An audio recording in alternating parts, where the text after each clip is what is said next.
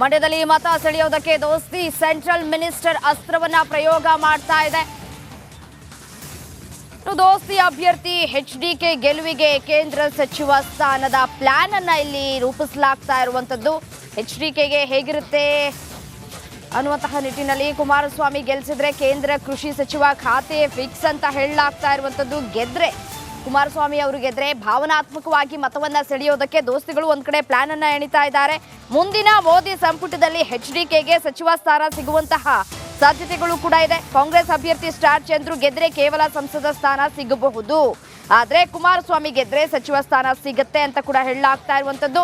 ಈ ಮೂಲಕ ಜನರ ಮತ ಸೆಳೆಯೋದಕ್ಕೆ ದೋಸ್ತಿ ನಾಯಕರು ಪ್ಲಾನ್ ಅನ್ನ ರೂಪಿಸ್ತಾ ಇದ್ದಾರೆ. ಮಂತ್ರಿ ಸೆಂಟಿಮೆಂಟ್ ವರ್ಕೌಟ್ ಆಗುತ್ತಾ ಮಂಡ್ಯದಲ್ಲಿ ಅನ್ನುವಂತಹ ಪ್ರಶ್ನೆ ಕಾದ್ ನೋಡ್ಬೇಕು. ಲೋಕಸಭಾ ಚುನಾವಣೆ ಆದ ನಂತರ ಗೆಲುವು ಯಾರದು ಅಂತ, ಗೆಲುವಾದ ನಂತರ ಕುಮಾರಸ್ವಾಮಿಗೆ ಸಚಿವ ಸ್ಥಾನ ಸಿಗುವಂತಹ ಸಾಧ್ಯತೆಗಳು ಕೂಡ ಇರುವಂತದ್ದು. ನಿಶ್ಚಿತವಾಗಿಯೂ ಈ ಸಾರಿ ಮಂಡ್ಯ ಕ್ಷೇತ್ರದಲ್ಲಿ ಕುಮಾರಣ್ಣ ಗೆದ್ದು ಕೇಂದ್ರದಲ್ಲಿ ಒಳ್ಳೆಯ ಖಾತೆಯನ್ನು ಪಡೆದು ಸಚಿವರಾಗ್ತಾರೆ ಅನ್ನೋ ವಿಶ್ವಾಸ ನಮಗಿದೆ. ರಾಜ್ಯಕ್ಕೆ ಹಲವಾರು ವಿಚಾರಗಳಲ್ಲಿ ಕೇಂದ್ರದಿಂದ ಸ್ಪಂದನೆಯನ್ನು ಅವ್ರ ಮುಖಾಂತರವಾಗಿ ನಮಗೆ ಸಿಗುತ್ತೆ ಅನ್ನೋ ವಿಶ್ವಾಸವೂ ಇದೆ. ಮಂಡ್ಯದ ಜನನೂ ಕೂಡ ಉತ್ಸುಕರಾಗಿದ್ದಾರೆ. ಯಾಕೆಂತಂದರೆ ಅಂಬರೀಷ್ ಅಣ್ಣ ನಂತರ ಒಂದು ಕೇಂದ್ರ ಸಚಿವ ಸ್ಥಾನ ಮಂಡ್ಯಕ್ಕೆ ಸಿಕ್ಕಿಲ್ಲ. ಈ ಸರಿ ನಿಶ್ಚಿತವಾಗಿ ಸಿಗುತ್ತೆ. ಕಾಂಗ್ರೆಸ್ಸಿನಲ್ಲೂ ಕೂಡ ಕ್ಯಾಂಡಿಡೇಟ್ ಹಾಕಿದ್ದಾರೆ. ಆದರೆ ಕಾಂಗ್ರೆಸ್ ಇಡೀ ದೇಶಾದ್ಯಂತ ಗೆಲ್ಲುವಂಥದ್ದೇ 30-40 ಅನ್ನೋ ಭಾವನೆ ಇದೆ. ಅಪೋಸಿಷನ್ನಲ್ಲಿ ಕೈಕಟ್ಟಿ ಕೂತ್ಕೊಳ್ಳುವಂತಹ ಜಾಗದಲ್ಲಿ ಒಬ್ಬ MP ಕಳಿಸೋದಕ್ಕಿಂತ ಆಡಳಿತ ಪಕ್ಷದ ಸಾಲಿನಲ್ಲಿ ಕೂತ್ಕೊಂಡು ಒಬ್ಬ ಸಚಿವರನ್ನ ಕೊಡುವಂಥದ್ದು ಮಂಡ್ಯಕ್ಕೆ ಮತ್ತು ಕರ್ನಾಟಕಕ್ಕೆ ಒಳಿತು ಅನ್ನೋ ಭಾವನೆ ಮಂಡ್ಯದ ಜನಕ್ಕೆ ಇದೆ. ನಿಶ್ಚಿತವಾಗಿಯೂ ಕುಮಾರಣ್ಣನ ಕೈ ಹಿಡಿತಾರೆ ಅನ್ನೋ ವಿಶ್ವಾಸ ನಮಗಿದೆ. ಲೋಕಸಭಾ ಸದಸ್ಯರಾಗಿ ಇವತ್ತು ನಮ್ಮ ಬಿಜೆಪಿಯ ಎಲ್ಲ ಮುಖಂಡರ ಜೊತೆ ಕೇಂದ್ರ ಸಚಿವರಾದರೆ ಈ ಜಿಲ್ಲೆಯನ್ನ ನರೇಂದ್ರ ಮೋದಿ ಕೈಲಿ ಅಂಗೈ ಇರಿಸಿ ಅಭಿವೃದ್ಧಿ ಕೆಲಸಗಳನ್ನ ಮಾಡ್ತಾರೆ. ನಾನು ನಮ್ಮ ತಮ್ಮಣ್ಣವರು ಇನ್ನೊಬ್ರು ಇಲ್ಲಿಂದ ಲೋಕಸಭಾ ಸದಸ್ಯರಾಗಿ ಹೋಗಿದ್ರೆ ಪ್ರೋಟೋಕಾಲ್ ಲೋಕಸಭಾ ಸದಸ್ಯರ ಕೆಲಸ ಮಾಡ್ತಿದ್ದವಂತೆ. ಕುಮಾರಣ್ಣ ಅಂತ ಒಬ್ಬ ಧೀಮಂತ ನಾಯಕ ಈ ಜಿಲ್ಲೆಯಿಂದ ಲೋಕಸಭಾ ಸದಸ್ಯರಾದ್ರೆ ಇವತ್ತು ಬಹುದಿನಗಳಿಂದ ಇರತಕ್ಕಂಥ ಕಾವೇರಿ ಸಮಸ್ಯೆ ಮೇಘದಾಟು ಯೋಜನೆಯನ್ನ ಸಂಕಲ್ಪ ಮಾಡಿದ್ದಾರೆ. ದೇವೇಗೌಡರು ನರೇಂದ್ರ ಮೋದಿ ಅವರು ಕೂತು ಈ ಎಲೆಕ್ಷನ್ ನಡೆದು ಜೂನ್ 4ನೇ ತಾರೀಕಿಗೆ ರಿಸಲ್ಟ್ ಬರುತ್ತೆ. 5ನೇ ತಾರೀಕಿಗೆ ಪ್ರಕ್ರಿಯೆ ಪ್ರಾರಂಭ ಆಗುತ್ತೆ. ಈ ಕುರಿತು ಮತ್ತಷ್ಟು ಡೀಟೇಲ್ಸ್ ಕೊಡ್ತಾ ಹೋಗ್ತಾರೆ ನನ್ನ ಕಲೀಗ ಆನಂದ್ ನೇರ ಸಂಪರ್ಕದಲ್ಲಿ ಜಾಯಿನ್ ಆಗ್ತಾ ಇದ್ದಾರೆ. ಏನು ಆನಂದ್, ಇನ್ ಕೇಸ್ ಏನಾದ್ರು ಕುಮಾರಸ್ವಾಮಿ ಅವರು ಗೆದ್ರೆ ಕೇಂದ್ರ ಕೃಷಿ ಖಾತೆ ಫಿಕ್ಸ್ ಅಂತ ಕೂಡ ಹೇಳಲಾಗ್ತಾ ಇರುವಂತದ್ದು, ಮಿನಿಸ್ಟರ್ ಖಾತೆಯನ್ನ ಕೊಡ್ಲಾಗತ್ತೆ ಅಂತ ಹೇಳಲಾಗ್ತಾ ಇದೆ. ಇದು ಎಷ್ಟರ ಮಟ್ಟಿಗೆ ವರ್ಕೌಟ್ ಆಗತ್ತೆ ಇವರ ಪ್ಲಾನ್ ಅಂತ?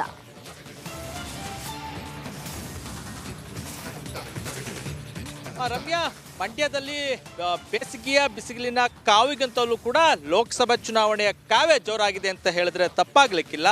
ಈ ಬಾರಿ ಚುನಾವಣೆಯಲ್ಲಿ ಗೆಲ್ಲೇಬೇಕು ಅನ್ನೋ ಕಾರಣಕ್ಕಾಗಿ ಒಂದು ಕಡೆ ಕಾಂಗ್ರೆಸ್, ಮತ್ತೊಂದು ಕಡೆ ದೋಸ್ತಿ ನಾಯಕರುಗಳು ತಂತ್ರ ಪ್ರತಿತಂತ್ರಗಳನ್ನು ಹೆಣಿತಾ ಇದ್ದಾರೆ. ಏನು ಭಾವನಾತ್ಮಕವಾಗಿ ಮತದಾರರನ್ನ ಸೆಳೆಯೋ ನಿಟ್ಟಿನಲ್ಲಿ ಕಾಂಗ್ರೆಸ್ನವರು ನಮ್ಮ ಅಭ್ಯರ್ಥಿ ಮಂಡ್ಯದವರೇ HD ಕುಮಾರಸ್ವಾಮಿ ಹೊರ ಜಿಲ್ಲೆಯವರು ಅಂತ ಹೇಳಿ ಸ್ವಾಭಿಮಾನದ ಅಸ್ತ್ರವನ್ನು ಪ್ರಯೋಗ ಮಾಡಿದರೆ, ಮತ್ತೊಂದು ಕಡೆ ಕುಮಾರಸ್ವಾಮಿ ಅವರು ಭಾವನಾತ್ಮಕವಾಗಿ ಇಂದಿನಂತೆ ಮತ್ತೆ ಏನೋ ಪ್ರಚಾರಕ್ಕೆ ಮುಂದಾಗಿರುವಂಥದ್ದು.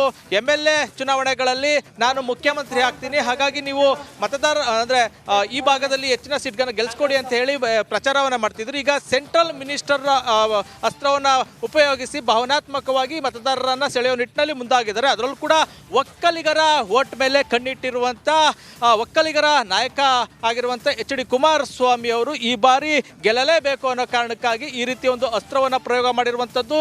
ಪ್ರಚಾರದ ಸಭೆಗಳಲ್ಲಿ JDS ಹಾಗೂ BJP ನಾಯಕರುಗಳು ಕುಮಾರಸ್ವಾಮಿ ಈ ಬಾರಿ ಗೆದ್ರೆ ಕೇಂದ್ರ ಸಚಿವರಾಗ್ತಾರೆ, ಅದರಲ್ಲೂ ಕೂಡ ಕೃಷಿ ಸಚಿವರೇ ಆಗ್ತಾರೆ, ಹಾಗಾಗಿ ಒಳ್ಳೆ ಕೆಲಸಗಳನ್ನು ಮಾಡ್ಬೋದು, ಕೇವಲ ಸಂಸದರಾದರೆ ಏನು ಪ್ರಯೋಜನ ಇಲ್ಲ, ಸೆಂಟ್ರಲ್ ಮಿನಿಸ್ಟರ್ ಆದರೆ ಸಾಕಷ್ಟು ಕೆಲಸವನ್ನು ಮಾಡ್ಬೋದು, ಮಂಡ್ಯ ಕೂಡ ಅಭಿವೃದ್ಧಿ ಆಗ್ತದೆ, ಜೊತೆಗೆ ಒಕ್ಕಲಿಗ ನಾಯಕನೊಬ್ಬ ಕೇಂದ್ರ ಸಚಿವನ ಆಗ್ಬೋದು ಅನ್ನೋದು ಒಂದು ಅಸ್ತ್ರವನ್ನು ಮಾಡ್ತಾ ಇರುವಂಥದ್ದು. ಅದರಲ್ಲೂ ಕೂಡ ಏನೋ ಅಂಬರೀಷ್ ಆದ ನಂತರ ಇದುವರೆಗೂ ಕೂಡ ಕೇಂದ್ರ ಸಚಿವರು ಮಂಡ್ಯದಿಂದ ಯಾರೂ ಆಗಿಲ್ಲ, ಈಗ ಆ ಅವಕಾಶ ಸಿಕ್ಕಿದೆ, ಹಾಗಾಗಿ ಮತವನ್ನು ಹಾಕಿ ಅಂತ ಹೇಳಿ ಒಕ್ಕಲಿಗರನ್ನ ಭಾವನಾತ್ಮಕವಾಗಿ ಸೆಳೆಯುವ ನಿಟ್ಟಿನಲ್ಲಿ ಒಂದು ತಂತ್ರಗಾರಿಕೆಯನ್ನು ನಡೆಸ್ತಾ ಇದ್ದಾರೆ. ರಮ್ಯಾ, ಧನ್ಯವಾದ ತಮ್ಮೆಲ್ಲ ಮಾಹಿತಿಗಾಗಿ ಆನಂದ್.